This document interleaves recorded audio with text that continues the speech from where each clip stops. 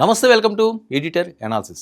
Janasena senior నేత అండి నాగబాబు చేసిన తాజా వ్యాఖ్యలు ఇప్పుడు ఆంధ్రప్రదేశ్ రాజకీయాల్లో కొత్త చర్చకు తెరలేపుతున్నాయి.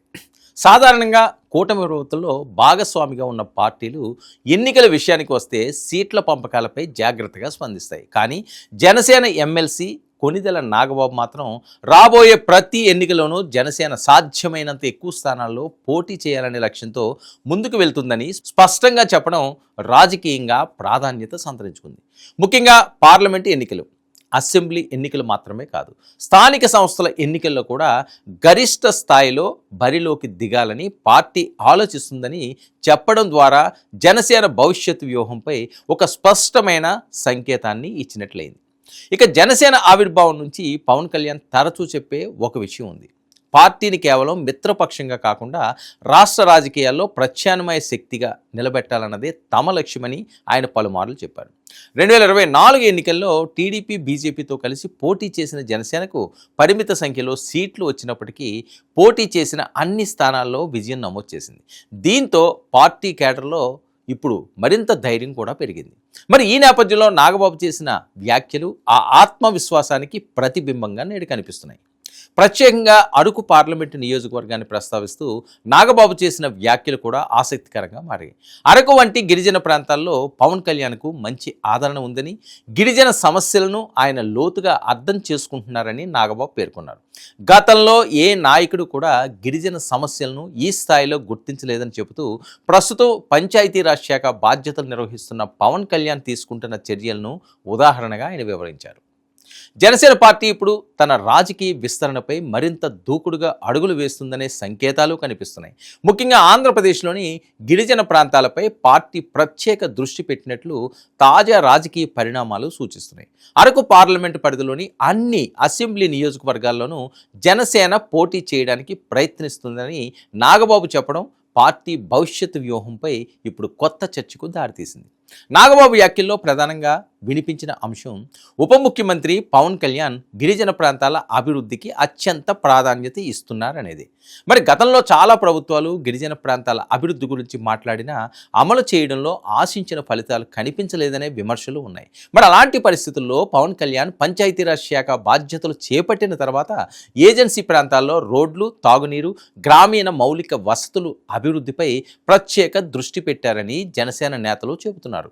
ముఖ్యంగా అరకు ఏజెన్సీ ప్రాంతంలో ఉన్న అనేక గిరిజన గ్రామాలను పవన్ కళ్యాణ్ స్వయంగా సందర్శించడం, అక్కడి సమస్యలను ప్రత్యక్షంగా తెలుసుకోవడం, అధికారులతో సమీక్షలు నిర్వహించడం ఇక రాజకీయంగా పార్టీకి అనుకూల వాతావరణాన్ని తీసుకొచ్చిందని జనసేన వర్గాలు భావిస్తున్నాయి. ఎన్నికల సమయంలో మాత్రమే గిరిజన ప్రాంతాలను గుర్తు చేసుకునే నాయకులతో పోలిస్తే అధికారంలోకి వచ్చిన తర్వాత కూడా అక్కడి సమస్యలపై పవన్ దృష్టి పెట్టడం ప్రజల్లో ఆత్మవిశ్వాసాన్ని మరింత పెంచిందని పార్టీ అంచనా వేస్తుంది. నాగబాబు ప్రస్తావించిన గణాంకాలు కూడా ఇదే వాదనకు బలం చేకూర్చే ప్రయత్నంగా కూడా కనిపిస్తున్నాయి. అడవి తల్లి బాట కార్యక్రమం ద్వారా గిరిజన ఆవాసాలకు రహదారుల నిర్మాణం, కేంద్ర ప్రభుత్వం అమలు చేస్తున్న PM జన్మన్ పథకం నిధుల వినియోగం, ఇక రాష్ట్ర ప్రభుత్వం కేటాయించిన అదనపు నిధులతో ఏజెన్సీ ప్రాంతాల్లో అభివృద్ధి కార్యక్రమాలు కొనసాగుతున్నాయని ఆయన చెప్పారు. ఇక ఈ అభివృద్ధి పనుల ద్వారా గిరిజన గ్రామాలకు విద్య, వైద్యం, ఉపాధి అవకాశాలు మరింత చేరువవుతాయని జనసేన చెబుతోంది. ఇక రాజకీయంగా చూస్తే అభివృద్ధిని ఎన్నికల అజెండాగా మార్చుకునే ప్రయత్నం చేస్తున్న పార్టీగా జనసేన కనిపిస్తుంది. సాధారణంగా గిరిజన ప్రాంతాల్లో స్థానిక సమస్యలే ఎన్నికల ఫలితాలను ప్రభావితం చేస్తాయి. రోడ్లు, తాగునీరు, విద్య, వైద్య సౌకర్యాలు, అటవీ హక్కులు, ఇక ఉపాధి వంటి అంశాలపై ప్రజలు ఎక్కువగా స్పందిస్తారు. అందుకే ఈ ప్రాంతాల్లో చేసిన అభివృద్ధి పనులకు ఎన్నికల ప్రధాన ప్రచార అస్త్రంగా ఉపయోగించాలనే వ్యూహంలో జనసేన ఉన్నట్లు కనిపిస్తుంది. అయితే రాజకీయ సమీకరణాలు మాత్రం అంత సులభంగా ఉండవు. ప్రస్తుతం ఆంధ్రప్రదేశ్లో టీడీపీ, జనసేన, బీజేపీ కూటమి కొనసాగుతుంది. మరి అలాంటి పరిస్థితుల్లో అరకు పార్లమెంటు పరిధిలోని అన్ని అసెంబ్లీ స్థానాల్లో జనసేన పోటీ చేయాలంటే కూటమి పార్టీలతో సీట్ల సర్దుబాటు కీలకంగా మారనుంది.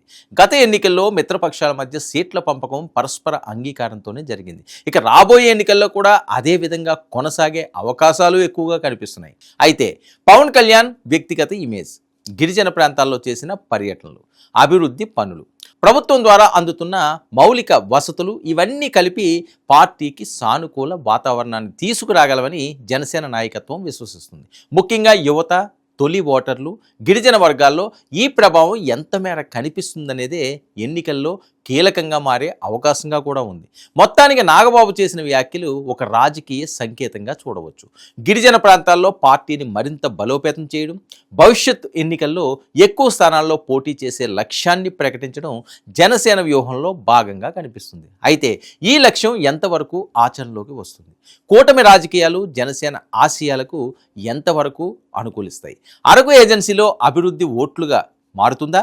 గిరిజన ప్రాంతాల్లో పవన్ కళ్యాణ్పై ఉన్న ఆదరణ ఎన్నికల విజయంగా మారుతుందా అనే ప్రశ్నలకు సమాధానం మాత్రం రాబోయే ఎన్నికల సమయంలోనే స్పష్టమవుతుంది. ఏదైనప్పటికీ కూడా మెగా బ్రదర్ నాగబాబు మరోసారి తను మాట్లాడిన మాటలు సోషల్ మీడియాలో షేక్ చేస్తుంది. ఒక భవిష్యత్తు ప్రణాళికతో జనసేన ముందుకు వెళ్తున్నది. ఎట్టి పరిస్థితుల్లోని విజయమే ముందుగా వెళ్ళే ఆలోచనలు చేస్తున్నారు. ఇప్పుడు ఏదైనా ఒక మీటింగ్ పెట్టుకున్నప్పుడు నాగబాబు లాంటి వాళ్ళు చెప్పే అంశాలు ఖచ్చితంగా ఈ రకంగానే ఉండాలి. ఎందుకంటే మనకి ఎక్కువ సీట్లు పెరుగుతున్నాయి, ఎక్కువ స్థానాలు మనం పోటీ చేస్తామంటే ఆశావహులు వస్తారు, వాళ్ళు పని చేస్తారు. లేదు ఒకటికే పరిమితమైంది, రెండుకే పరిమితమైంది, తర్వాత మనం చూసుకుందామని ఎవరు ముందుగా మాట్లాడినా చాలామంది చెదిరిపోయే అవకాశం ఉంటుంది. కాబట్టి అంతా సమీక్షగా ముందుకు చేసి జనసేన పార్టీని ముందుకు తీసుకెళ్లే ఆలోచనతో మెగా బ్రదర్ మాట్లాడిన మాటలు ఇప్పుడు జనసేనలో కొత్త ఉత్సాహాన్ని నింపుతుంది. చూద్దాం దీని పర్యవసానాలు ఏ రకంగా ఉంటాయన్నది. ఇది ఈనాటి editor analysis. Stay tuned to 9 news.